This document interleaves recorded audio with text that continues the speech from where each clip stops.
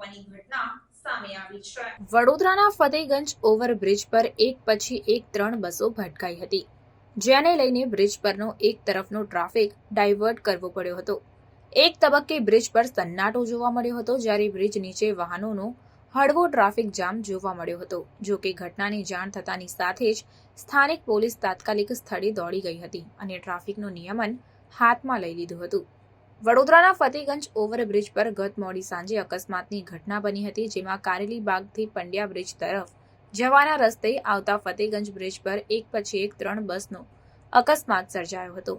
પહેલી બસના ચાલકે બ્રેક મારતા પાછળ આવતી બસ અથડાઈ હતી। સદનસીબે ટ્રિપલ અકસ્માતમાં કોઈને જાનહાનિ થઈ ન હતી।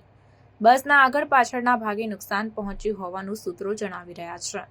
આ અકસ્માતની જાણ થતાં જ સ્થાનિક પોલીસ તાત્કાલિક ઘટના સ્થળે દોડી ગઈ હતી અને ટ્રાફિક નિયમન સાથે જ બસ હટાવવાની કામગીરી હાથ ધરવામાં આવી હતી, જેને લઈને એક તરફનો ટ્રાફિક થોડાક સમય માટે ડાયવર્ટ કરવો પડ્યો હોવાનું જાણવા મળી રહ્યું છે, જેથી એક તબક્કે બ્રિજ પર સન્નાટો પથરાયો હતો તો નીચે રોડ પર ટ્રાફિક જામના હળવા દ્રશ્યો સર્જાયા હતા।